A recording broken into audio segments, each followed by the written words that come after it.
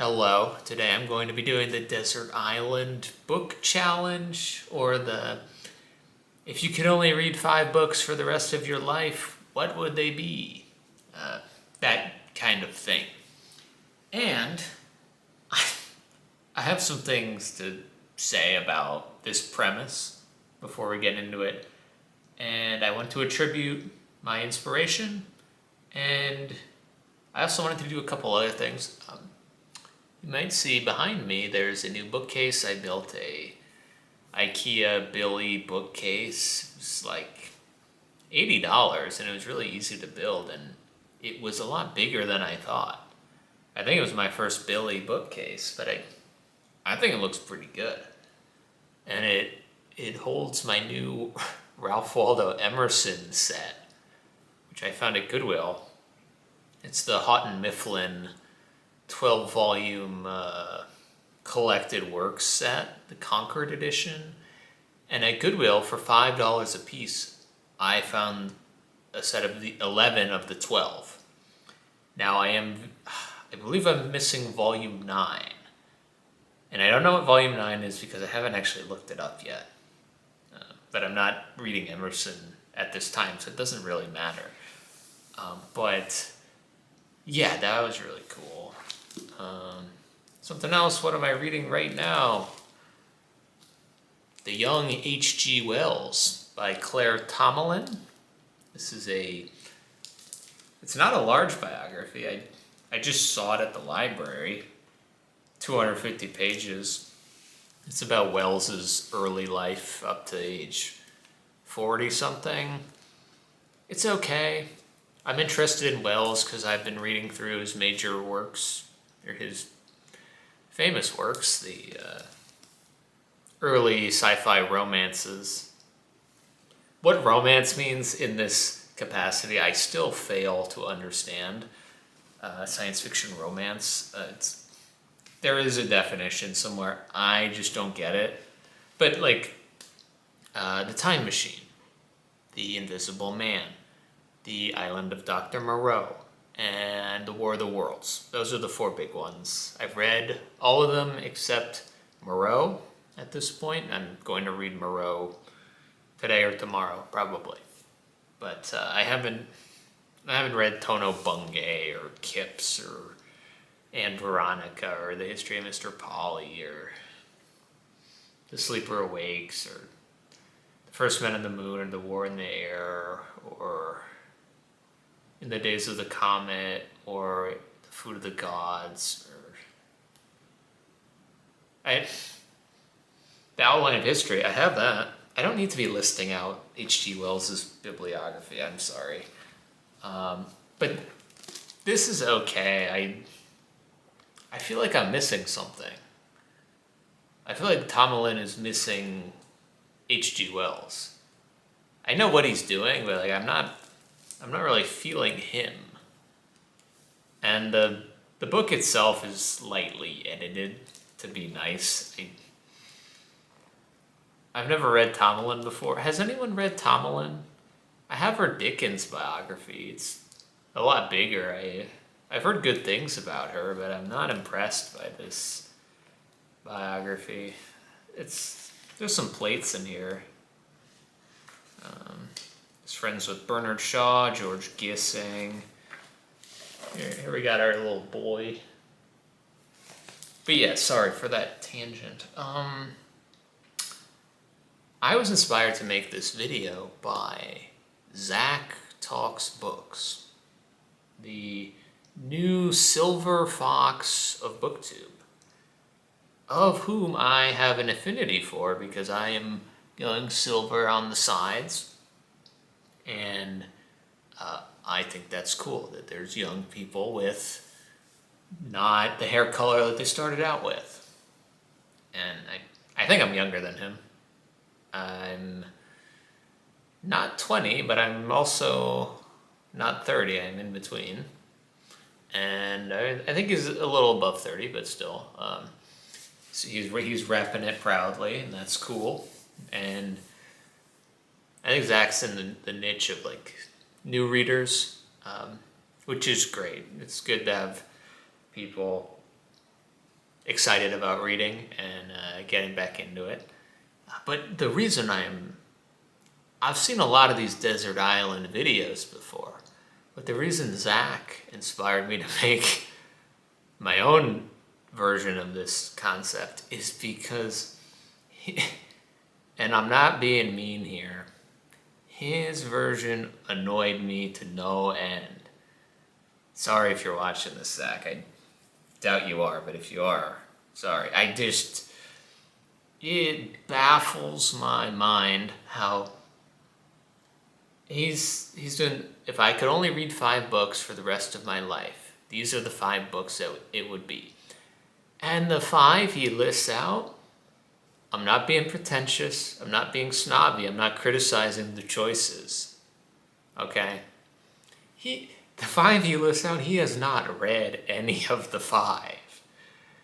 And just going from a standpoint of logic, what? Zach, dude, you gotta choose something. If you can only read 5 books for the rest of your life, you gotta choose something that you know you're going to like, and you know you're going to reread. Because if not, that is the biggest gamble. I don't know, the biggest gamble of your life. Like, what if you don't like the books? You don't know if you're even gonna like the books.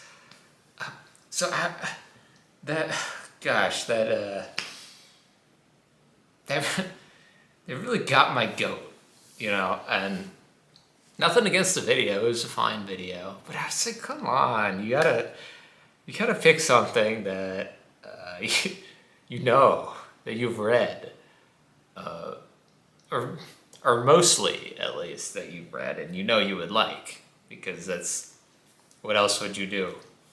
But he picked his 5 choices: Don Quixote, which great choice by the way. I think the best choice on the list.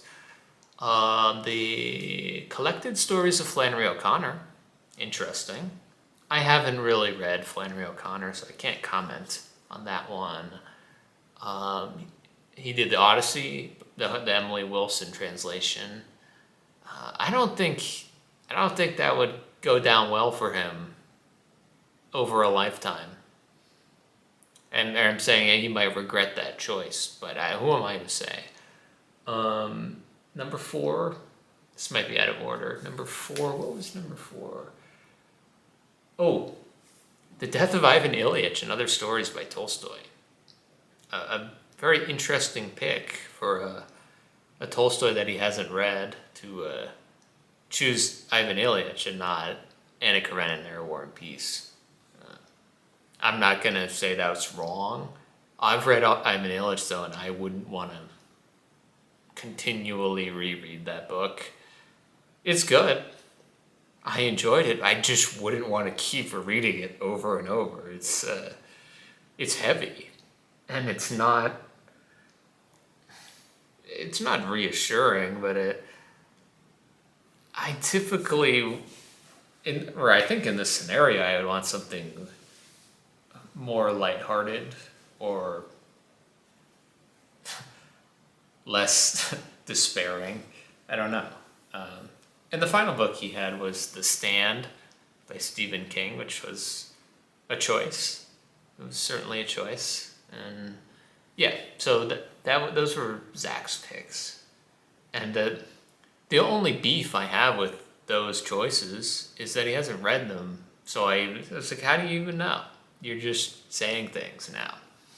So I'm going to do my own version of this. And before we get into that, I have more qualifiers. I'm sorry. I've seen so many of these videos, and I always think about them. And what was I thinking about this time? The whole concept. There's 2 categories of the concept that I can think of. The first, I'll say the 2 first. The first being desert island books. We'll start with 5. 5 being the quantity. 5 books that if I was stuck on a desert island, I would take to that desert island. But the word I am stuck on is stuck. stuck on a desert island. My question for this scenario is there a chance that I will get off the island? Do I know there's a chance I will get off the island? If I know I will be on the island for the rest of my life, that would ruin any enjoyment I had of reading. I would simply be waiting for death. And I don't think I would read. I don't think it would matter what I would choose. I think I wouldn't kill myself. I wouldn't be so active or aggressive in my manner to, do the good in that or head underwater kind of thing. But I think passively, I would give up. No chance ever of rejoining society. Sure, I have 5 books, but that's it. No chance of Robinson Crusoeing myself out of my predicament. I don't think I would read. Maybe for a little bit, but I really wouldn't see the point. But yeah, that's one thing. One thing I thought about. The other thing, let's say we're not doing Desert Island. We're just doing, you're in your normal life, but you can only read 5 books for the rest of your life. Like what? Okay, so I'm just here. I have my life. I can read 5 books. What? Can I read other things that aren't books? Like, can I read magazines, periodicals, newspapers? Can I read at all? Like, where does book stop? And where does what I can read start? Like, other than those 5? Or can I not read at all outside of these 5 books? Like, any text ever will just become incomprehensible to me. Like, can I not read a stop sign or a road sign anymore? Can I not read a menu at a restaurant? That other side of the question, I also don't know how to think about that. Because if I was just in my normal life, I wasn't on a desert island, it wouldn't make sense to stick to that. So I think the way I have to think about this question is that I am temporarily stuck on a desert island until I can escape. But until then, I can bring books, or there's hope. I may escape. I may be rescued. Maybe other people will wash up and we'll build a society. There has to be hope, and there has to be reason for reading. So, yeah, I just don't like the concept. So that's what I'm doing. It's just books I would reread. Really. But I have a list of 5. Okay. I picked out 5 books, and then I kept going. I kept going around my apartment, and I found more books and more books. And I was like, I have to do 5 more. So I have 5 honorable mentions, which we will get into shortly. And then I have the 5 books that I would take to the desert island. And not all of these books are the exact editions I would take, and I will specify those exact editions when I get to them. Final caveat, as I'm looking at the books, I watched a recent video on this topic from Bren Booth Jones, the Dutch booktube extraordinaire, and he referenced an old, radio show or something where the Desert Island books question was addressed, and there was a rule in the game or whatever where the Bible and Shakespeare were automatically included. And of course, whenever you think about a Desert Island book, at least for me, Bible and Shakespeare is probably top 5 automatically. I have not finished cover to cover either of them, but those two for me.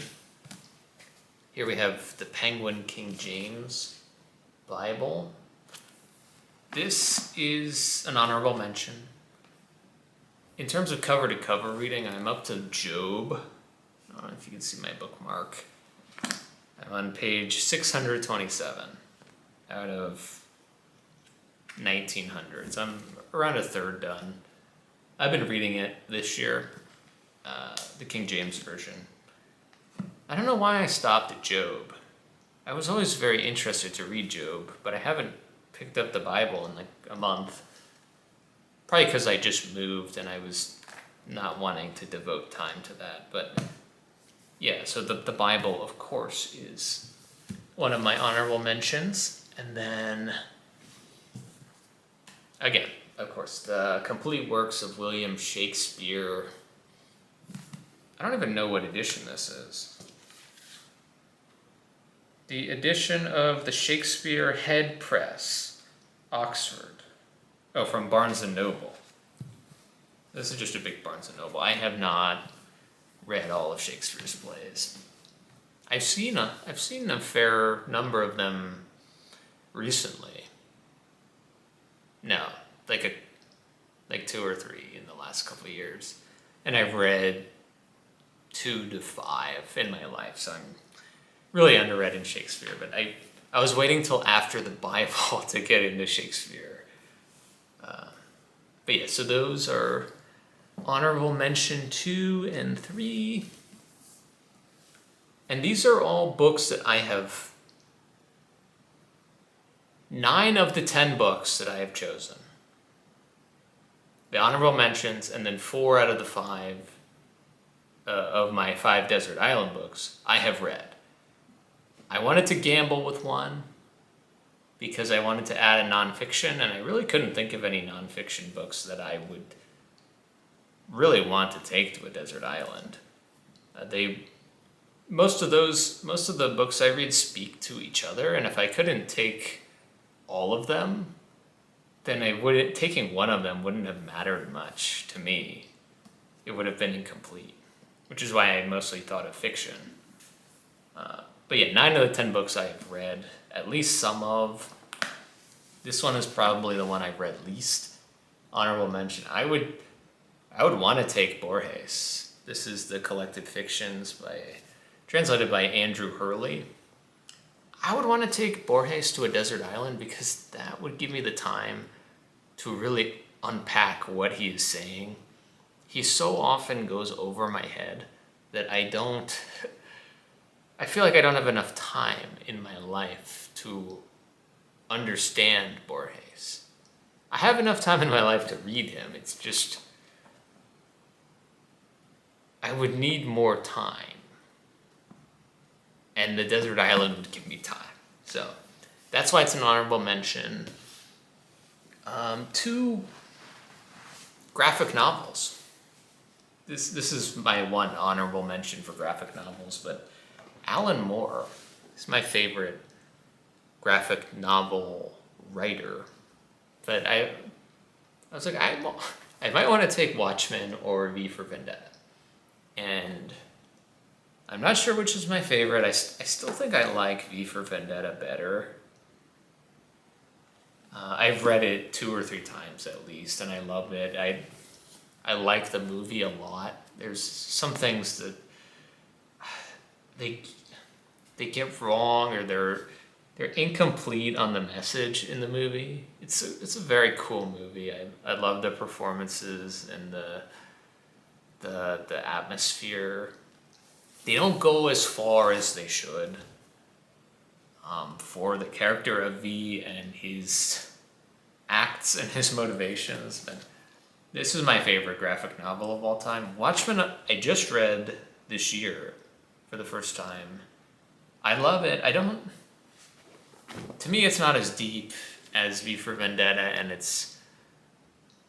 there's too much going on for it to be perfect for me. But I would love to reread it 2 or 3 more times to really get into the weeds about what Moore's going for, because there's a lot that he's doing, and I do think it's great, and it's still a 5-star graphic novel for me, but I need to unpack it more, is what I'm saying. And I have done so with V for Vendetta just because I've had more time with it. So, if anything, Watchmen might be more fruitful on a desert island because I have yet to conquer it. But yeah, that was honorable mention number 4. Now, for the final honorable mention, we will go to my favorite book of all time. And this title has shifted a few times since I've started my channel, or since I was a strong reader, at least. Originally, I don't know what my favorite book was when I was just starting out, but once I read The Stranger by Albert Camus, that was my favorite book. And then once I read The Picture of Dorian Gray, that was my favorite book. But only after I reread this book, it became my new favorite. Because I decided, how can you have a favorite book that you've only read once? Like, you don't actually know. And so I decided that after I reread Dune, that would be my favorite book, because I had loved it both times, and I love the writing style. Frank Herbert is such an insightful writer of scenes. He gets into just fluid points of view, where he's omnisciently weaving his way through just beautiful lines of prose, a great story, Paul Atreides and the desert of Arrakis with the Fremen, and the genetic breeding program of the Bene Gesserit, and Paul becoming the Kwisatz Haderach. This is great. I don't think I would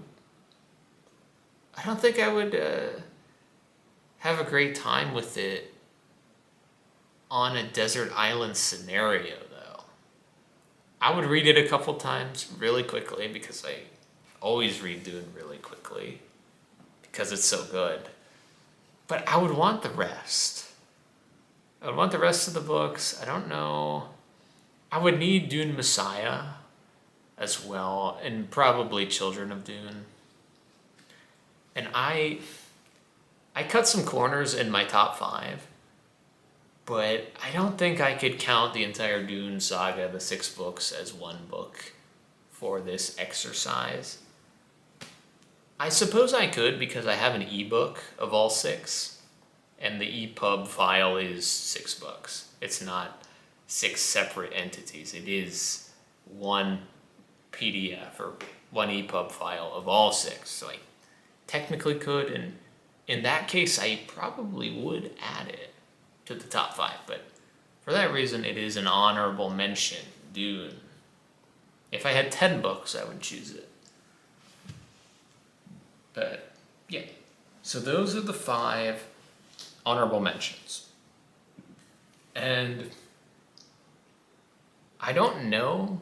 I would have to actually go through the entire list of things that I've read, because I don't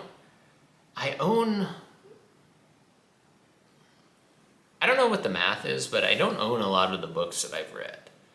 Whether I read them from the library, or for some reason I got rid of them. Although if I got rid of the books, it was probably for good reason. Or they're somewhere else, they're not in my apartment or something, but I would reevaluate if I had to do this list for 10, and a couple of these honorable mentions might not be there, is what I'm saying. But these top 5 would be. And alright, we'll go through the top 5 now. 4 of them I have read in totality, and the last one is my gamble. So I'll save that for last, since I haven't actually read a word of it. But we'll start out with this one. So, I am aligning with Zach Talks Books on one of his choices. And I'm going to hold up the one that I've read, but I don't think it's what I would bring. I think I would bring a different translation.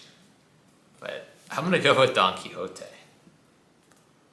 This is the translation by John Rutherford, the Penguin Classic. I have only read Don Quixote in this edition, and I loved it. I thought it was great. On my reading, this was January 2023, I believe. So no, January 2024. So it's been 2.5 years. But I originally read it, and I thought it was, the main takeaway I got from it was the humor. The humor, John Rutherford, I think, really grasped the funny elements of Don Quixote, the ironies and the ridiculous situations. But the more that Don Quixote sits with me, I think the character has an eternal place lodged in my brain until my heart stops beating. I think he will be in there. Maybe Sancho and Rocinante too, but Don Quixote's in there, and the more he festers in my mind, the more I understand that, one, he's one of the greatest characters. I think he's up there in the top 3, at least for me, greatest characters in all of literature.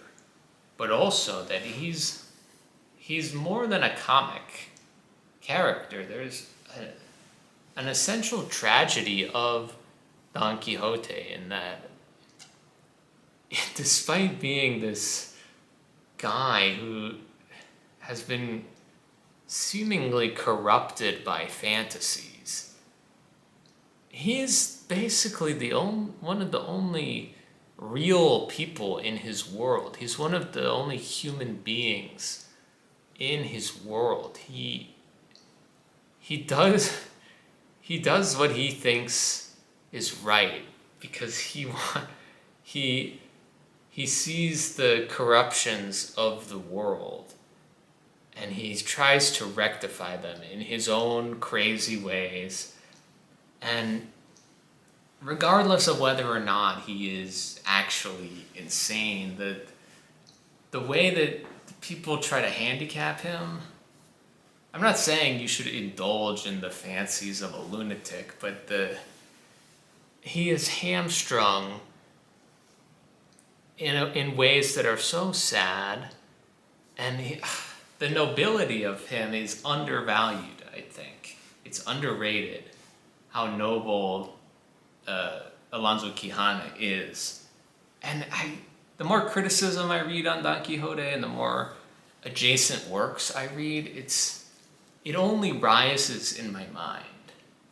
Okay, sorry, quick break. But yeah, Don Quixote is my number 5 pick. These top 5 are not ordered, but I think, and this is another risk, I think I would take the Edith Grossman translation because I have loved what I've read from Grossman in the past. And I think, based on what I've read of Grossman, I think she would tackle the more serious parts of Don Quixote in a stronger way than Rutherford did. I'm not knocking Rutherford. I love his translation. I'm just saying I think, based on what I've heard and based on what I know of Grossman, that her translation would be the one I would take to the desert island. So, yeah, Don Quixote is number 5. Let's see. Okay, here we go. This is a book. First of all, it's a book that I finished a few days ago, or within the last week. Last week I finished it. And I know I would take it because it's so rich. It is full of such depth and wonder and adventure. Just a wonderful, wonderful story. We have the fantasy epic of modernity, The Lord of the Rings, of course. And I've never really talked about Lord of the Rings before on this channel because I hadn't actually read it as an adult. In December 2024, I actually read a mass market paperback of The Fellowship of the Ring. But starting in July and finishing up in August, because I took some breaks for a buddy read who he has not finished his buddy read yet, so it was just me. But I read The Lord of the Rings, and it was phenomenal. Phenomenal. I have obviously seen the movies many times over, and I love the movies, but I don't know, I think just because I didn't have the right book. One, I hadn't had an e-copy yet, and I hadn't had my Kobo, Ellipsa, my favorite thing to read on. I love my Kobo. And I hadn't had this. Is this Houghton Mifflin? Yeah, it is Houghton Mifflin. The 50th anniversary 1-volume edition. You can see in the light it's got a lamination. It's reinforced, laminated. It's a 1-volume paperback. And I got it used, but man, this is such a solid edition. And that was the spark that got me to just start. I skipped the note on the text. I skipped the notes on the 50th anniversary edition. I skipped the foreword to the second edition. And I just went to the prologue and started reading. And then I actually read most of it on my Kobo because I own the same ebook. But man, everybody is right about this book. It is simply phenomenal. And I was just reading Guy Davenport recently. I wish I could quote the quote that he quotes from his essay Hobbitry about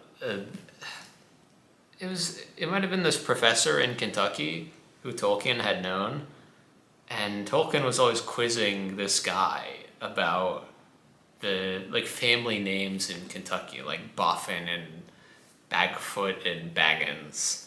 Apparently there was a huge swath of families with hobbit names in Kentucky.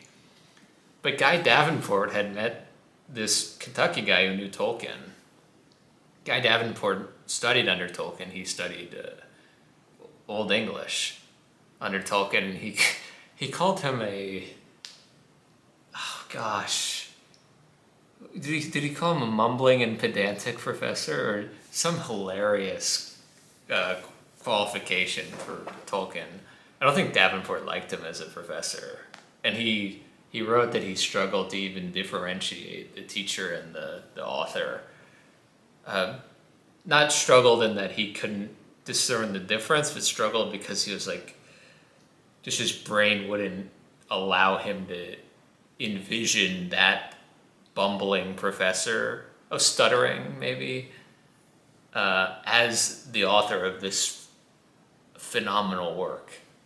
But the Kentucky guy said, oh no, maybe it wasn't the Kentucky guy, but somebody said, calling Tolkien, I think he called him Ronald. He said something like, Ronald has no imagination, no. He made the whole thing up. And Davenport was like, it's been 15 years at least, and I still don't understand what he meant. I think the guy's last name was Dyson. But yeah, he said he has no imagination. In fact, he made the whole thing up. Which seems like an oxymoron. I'm not sure what he meant either, but yeah. Lord of the Rings is as good as everybody says. And if you haven't read it, you should read it. If you like the movies, if you are a fan of fantasy, you should read it. If you like modern fantasy, which I used to read modern contemporary fantasy, but you should read Lord of the Rings to know what it's about, because it changed, just like Dune, it changed an entire genre. For better or worse, I will not say, but it was that influential. You should also read Lord Dunsany before. Not before. You should read Lord Dunsany, though. And there's other pivotal figures of early 20th century fantasy that inspired Tolkien. And late 19th century, but I'm not well versed in those guys. So, yeah, that's another one.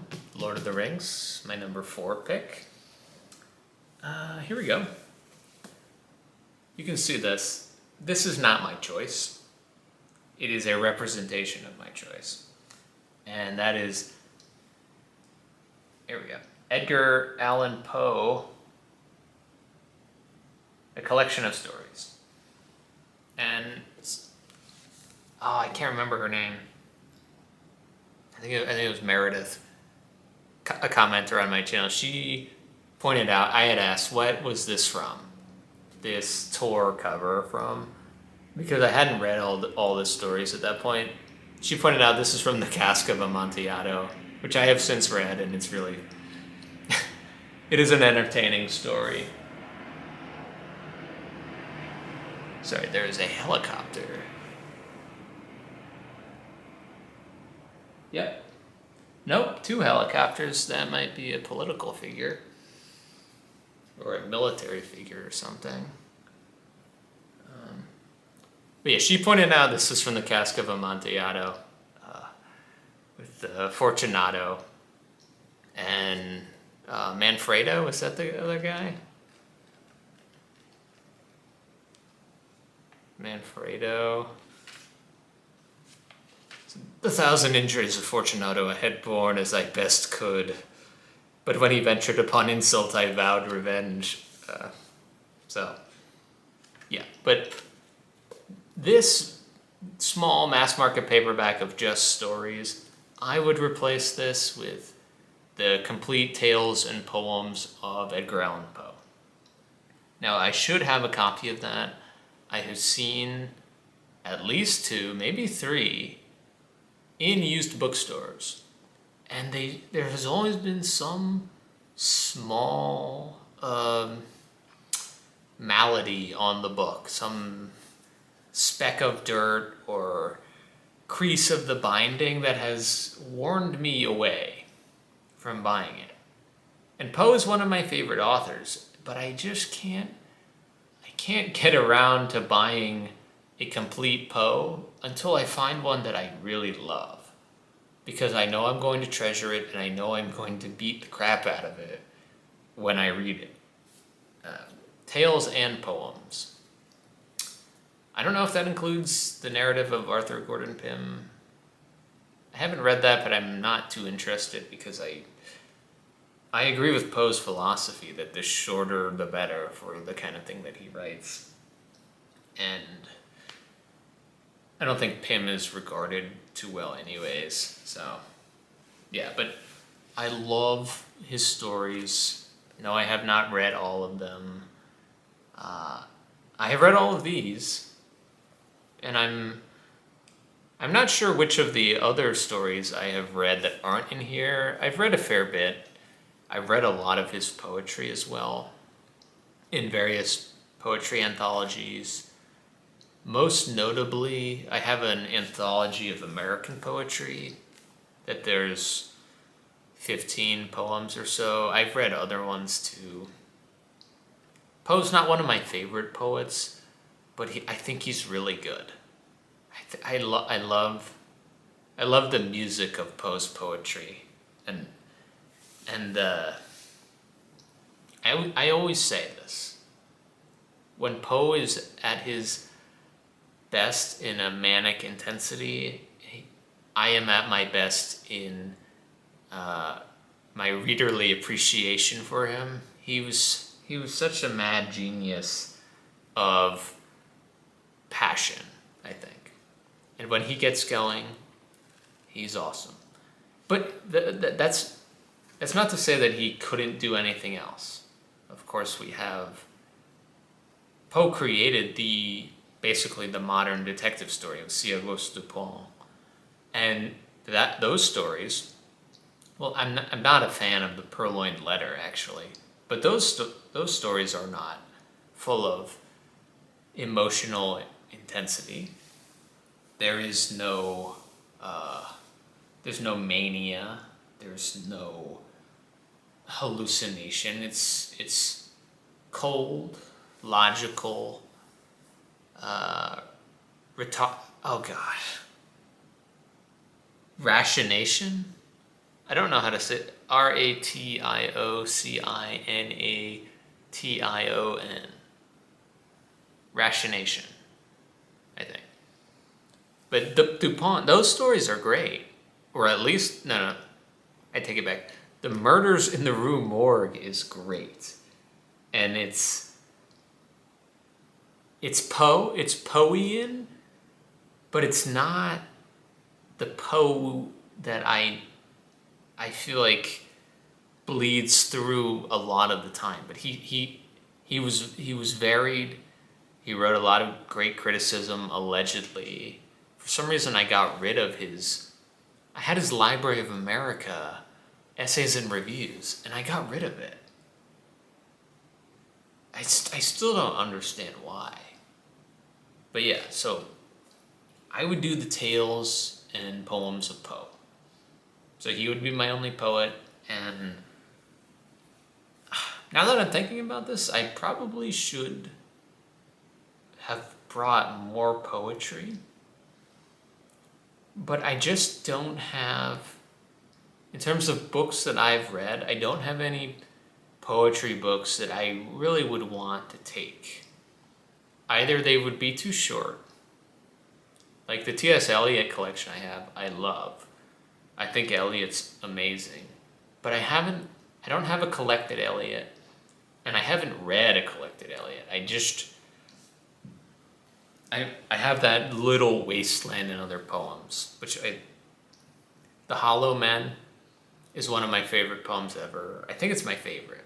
Same with J. Alfred Prufrock. I love Prufrock. The Wasteland I could do without. I would need to take a graduate level seminar, I think, to understand that. But yeah, Prufrock and The Hollow Men, those are awesome. But I couldn't take that on a desert island with me. And the only collected poetry that I think would warrant getting taken, in my opinion, that I've read, is Mark Strand. And I couldn't put Mark Strand over anything else here. I really like Mark Strand. He's my favorite contemporary poet, my favorite American poet so far. But I couldn't justify taking him over Quixote or Lord of the Rings or Poe or these other two. So yeah, but that's my third choice, Edgar Allan Poe. Here we come to another book, which this is not the edition I would take.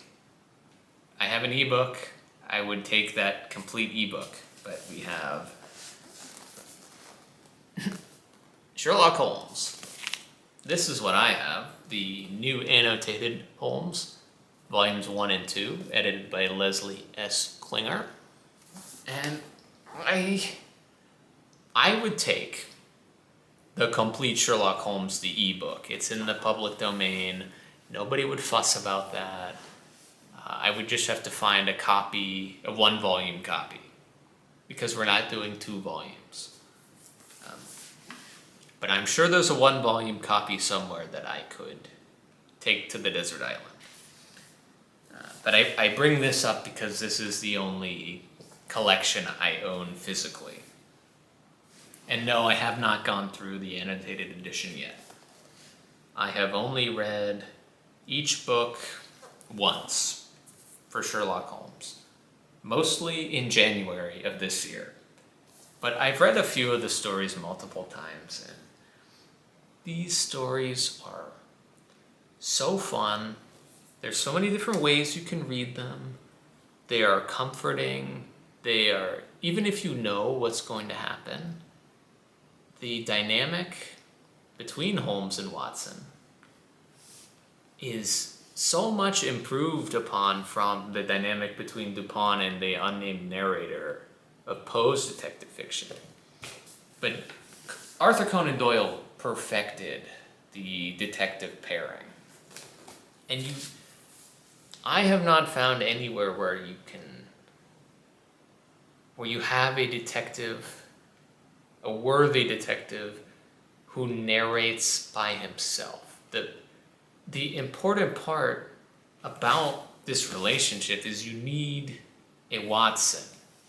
You need someone who's not operating on the same level as the detective to be the stand-in for the audience. If you don't have that, the story's not worthless, but it's less appealing, I think. And Conan Doyle perfected it in numerous ways. He falls off at the end in his last couple books. There's 9 total. But his short stories are a wonder to behold. They're so fun. They are quick. They're clever. Conan Doyle barely repeats himself. There's lots of incisive storytelling, notable villains. Just if you want short stories, you cannot go wrong with Sherlock Holmes. The novels are more hit or miss, but A Study in Scarlet as the introductory novel is pretty good, and Hound of the Baskervilles is a classic. It's not my favorite Holmes by any means, but for a longer work, I think it's the best longer Holmes work. And the Valley of Fear, I think, is underrated. The secondary story in America, I think, is, unlike A Study in Scarlet, it's better than the Holmes part, which is strange. It is strange with the McMurdo. But yeah, so in terms of fun rereadability, where I would try to stop myself from drowning in the waves of the desert island, I would take The Complete Sherlock Holmes. So that's number 4. And the last book, another beefy fella, we have the only book on this list that I have never even touched. And the reason for that is I was trying to figure out what nonfiction I would bring. And I scanned all my shelves. I like to own my nonfiction physically because I like to annotate, and until only very recently, I had no way of annotating electronically, other than highlights. Now I have my Kobo Ellipsa with the stylus, so that is easier. But I like to own my nonfiction so I can write in it and converse with the author. I read a fair bit of nonfiction from the library, and I feel like I forget it much too often because I'm not all the way there. I don't annotate. I don't do sticky notes or anything with the library book because I know I'm going to put it back. But I didn't see anything on my shelves that I wanted to take for nonfiction. I mean, I could have taken the dictionary or thesaurus or encyclopedia or something, but I was like, that's boring. So I thought, what is a book that I know I would take troves of knowledge and joy and introspection from? Something that wouldn't need to converse with other books. It wouldn't require other knowledge to flesh itself out. And what I came up with was a gigantic collection of essays and more. But I was like, if I'm on a desert island, I've got to have Montaigne. So here we have the complete works of Michel de Montaigne, mostly the essays. This is the Everyman's Library. It's my only Everyman's Library that I've ever found. Translated by Donald M. Frame. It has not only the essays, but travel journals and letters of Montaigne. And he's, as far as I understand, Montaigne is the inventor or the originator of the personal essay. And he writes on an innumerably wide variety of topics about anything, and they are said to be so knowing, so smart, and not only smart, but interesting. The things he has to say. Montaigne was a 16th century, I don't know if he was nobleman, but he had independent means, wealth, and I think he just retired to his castle or wherever he had and just wrote. I bought this book at the Brattle Bookshop in Boston when I went there with Steve Donahue, and there's got this picture of Montaigne. Somebody left that in there, and there's I don't know what this is from. It's a very tiny cutout, but there's a mention of Montaigne here, so very interesting. I paid $15. This is from the inside. So one of the more expensive Brattle purchases I've ever done. I've gone there twice now. But yeah, I would take this book to a desert island, even though I've never read a single word of Montaigne. So, yes, those are my 5, 10, 11 books that I would take to a desert island if I was sentenced to exile there. And I could have hope of escaping at some point. So that was long.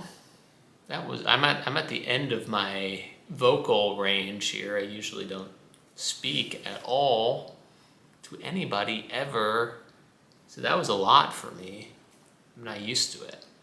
But yeah. Before we go, let me know. 1, do you agree with my choices for reasons of this scenario? I'm less concerned of whether or not you like the books in question, because this is my list. I like the books. So that's why I chose them. And I find that they have an element that I know would be good for rereading. So that's why I chose it. I'm curious do you think the books I chose are right for the desert island prompt? Or could I have done better, or did I err in my judgment of my reasoning for why I chose them? So that's what I'm curious about. If you want to throw down your list too, I will make fun of you at my own leisure. I will write something witty and inane. I will blather on about something, and I'll make fun of you. Unless you have a perfect list, which would be my own list. If you don't write down my list, I will make fun of you. And it will be all in good fun. Other than that, that's it. This took a while. I think I went into a few tangents that I don't know were necessary.